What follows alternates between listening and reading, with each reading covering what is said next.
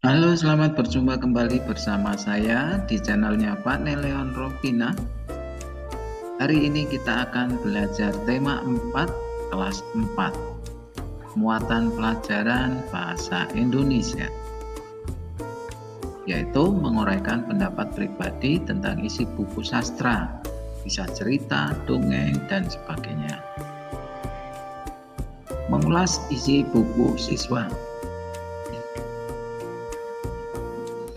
Sebuah buku sastra biasanya berisi satu atau beberapa cerita.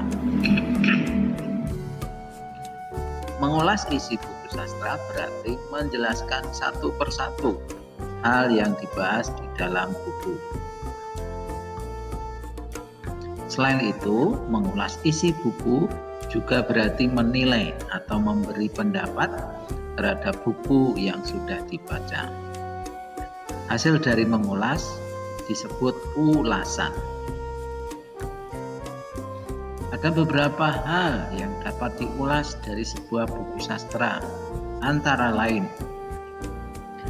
yang diulas adalah data buku, bisa judulnya apa, penulisnya siapa, jumlah halamannya berapa, tahun berapa buku diterbitkan. Ini data buku. Yang kedua, inti cerita yang terdapat di dalam buku. Inti ceritanya apa buku tersebut? Yang ketiga, manfaat membaca buku tersebut. Dari buku tersebut dapat diambil manfaatnya untuk apa? Yang keempat, kelebihan dan kekurangan dari buku. Kelebihannya apa? Mungkin tulisannya terlalu kecil misalnya. Itu kekurangannya. Kelebihannya misalnya ada gambarnya, jadi sangat menarik. Ini beberapa hal yang dapat diulas dari sebuah buku sastra. Yang berikutnya adalah tokoh cerita. Tokoh adalah pelaku dalam sebuah cerita. Jadi pelaku dalam sebuah cerita itu disebut tokoh. Berdasarkan perannya, tokoh dalam cerita dibedakan menjadi dua, yaitu tokoh utama dan tokoh pembantu. Ada tokoh utama, ada tokoh pembantu. Tokoh utama selalu hadir dalam setiap peristiwa dan menjadi penentu tema cerita. Tokoh pembantu berperan untuk mendukung tokoh utama. Yang berikutnya, memberikan pendapat terhadap perilaku tokoh dari cerita yang dibaca.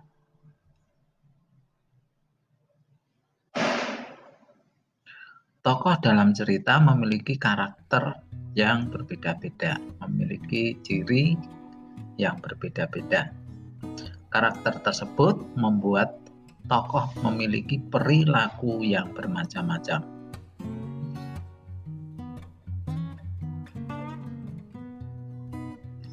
Misalnya perilaku yang mendukung tokoh utama atau bahkan menentang tokoh utama. Jadi ada yang mendukung tokoh utama, ada yang menentang tokoh utama. Yang menentang tokoh utama ini biasanya kalau perempuan biasanya judes. Sebagai pembaca kita dapat memberikan pendapat terhadap perilaku tokoh tersebut.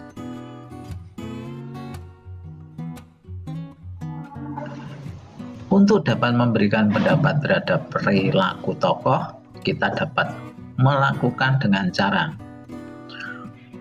membaca dengan seksama jalan ceritanya. Jadi harus membaca jalan ceritanya itu dengan sungguh-sungguh. Yang kedua, memperhatikan setiap perkataan dan perbuatan tokoh dalam cerita. Memperhatikan setiap perkataan dan perbuatan tokoh dalam cerita. Memperhatikan gambaran lingkungan kehidupan dari tokoh dalam cerita. Gambaran lingkungan kehidupannya bagaimana, atau lingkungannya itu bagaimana. Inti cerita. Apakah inti cerita itu? Inti cerita dalam buku sastra dapat diketahui jika kita membacanya dengan cermat, dengan teliti dengan sungguh-sungguh. Selain inti cerita, kita juga dapat mengetahui tokoh dan peristiwa-peristiwa yang ada di dalam cerita.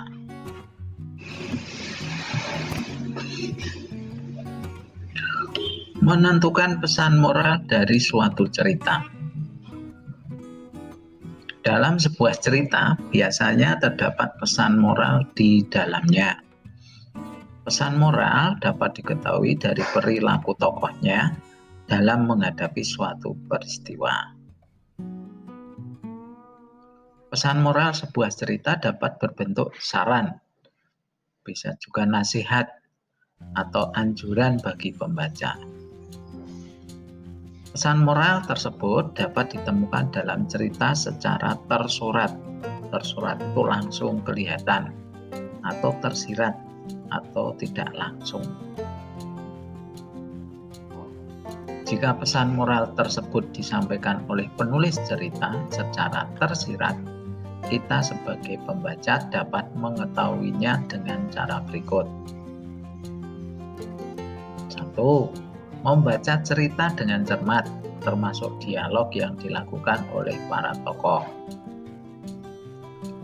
2. Mencari peristiwa dan kalimat yang mengandung saran, mengandung nasihat, mengandung pesan atau anjuran dalam cerita yang dibaca. 3. Membuat kalimat kesimpulan dari peristiwa atau kalimat yang mengandung saran, nasihat, atau anjuran dengan bahasa sendiri.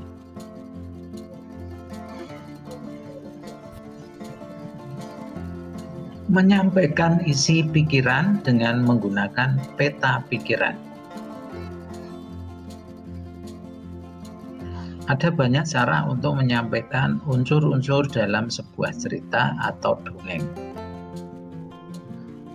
Kamu dapat menyampaikan dalam beberapa kalimat. Dapat juga menyampaikan dengan peta pikiran. Peta pikiran itu apa? Nanti kita akan lihat. Perhatikan contoh cerita berikut. Mari kita baca bersama-sama. Judulnya Pentingnya Budaya Tegur Sapa. Senangnya tinggal di desa Serehwangi, kedekatan hubungan antar warga membuat mereka saling menjaga. Tidak semua warga desa Serehwangi merupakan penduduk asli. Sebagian warga merupakan pendatang. Mereka masuk ketika kampung ini dibuka sebagai wilayah transmigrasi. Walau demikian, perbedaan asal-usul tidak merenggangkan kedekatan mereka. Kedekatan antar warga dimulai dengan kebiasaan saling tegur sapa. Ketika berpapasan di lorong antar rumah, di jalan atau di pasar, tak pernah terlewat untuk saling menegur. Sekadar mengucap selamat pagi, selamat siang, selamat sore, sampai bertukar kabar atau berbincang-bincang sejenak. Semua saling kenal, semua saling peduli. Di ujung jalan tinggal Nenek Ijah seorang diri. Ia penghuni tertua di sini. Walau begitu, ia masih mandiri melakukan kesibukan di rumahnya. Kadang ia terlihat menyapu pelan daun-daun di halaman rumah. Lain waktu ia duduk beristirahat di beranda. Pak Tulus, sang kepala desa, rajin menyapa Nenek Ijah. Pagi hari sambil berangkat kerja, ia kerap mampir untuk sekedar mengantarkan ubi atau singkong rebus. Sore hari, ia lewat lagi seraya melambai pada Nenek Ijah yang duduk di beranda. Pada suatu pagi, Pak Tulus tidak menjumpai Nenek Ijah di halamannya.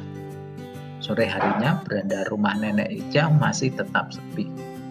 Pak Tulus menyempatkan untuk singgah. Pak Tulus mengetuk pintu, tetapi tak dijawab. Pak Tulus membuka pintu dan melangkah masuk. Betapa terkejut beliau menjumpai Nenek Ijah terkulai lemas di depan ruang tengahnya. Diraba dahinya terasa agak hangat. Rupanya Nenek Ijah sakit. Pak Tulus menyesal tidak menyempatkan mampir tadi pagi. Namun belum terlambat. Pak Tulus mengajak beberapa warga membawa Nenek Ijah ke dokter terdekat. Pak Tulus mengatur jadwal warga yang akan bergantian menjaga Nenek Ijah sampai pulih. Tidak ada warga yang menolak, semua sukarela membantu. Mereka tahu kelak suatu ketika mereka dalam kesulitan pasti akan dibantu. Budaya tegur sapa menjadi perekat warga. Budaya tegur sapa membangun kepedulian terhadap sesama.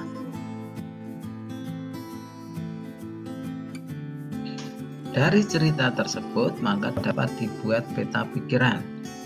Peta pikirannya sebagai berikut.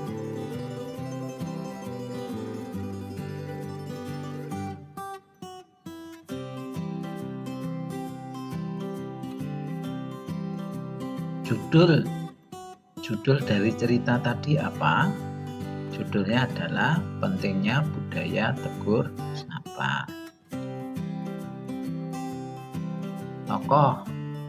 Tokohnya masih ingat? Tokohnya siapa saja? Tokohnya adalah Pak Tulus, Nek Ijah, dan warga. Bagaimana sifat-sifat tokoh? Pak Tulus menyapa, selalu mengirim singkong rebus ke Nek Ijah. Dan Nek Ijah selalu bertegur sapa. Untuk warganya saling membantu Nek Ijah yang sedang sakit.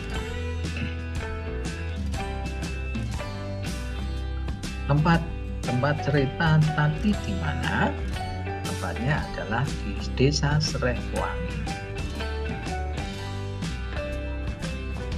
Awal cerita dari cerita tersebut adalah warga Desa Srehwangi memiliki kebiasaan saling bertegur sapa.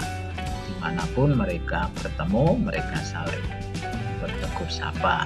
Tak hanya mengucapkan selamat pagi, selamat siang, dan sebagainya. Akhir dari cerita tersebut apa? Yaitu warga Desa Srehwangi membantu Nek Ijah sampai sembuh. Pesan moral dari cerita tersebut, pesan moralnya adalah budaya tegur sapa menjadi perekat warga. Budaya tegur sapa juga membangun kepedulian terhadap warga.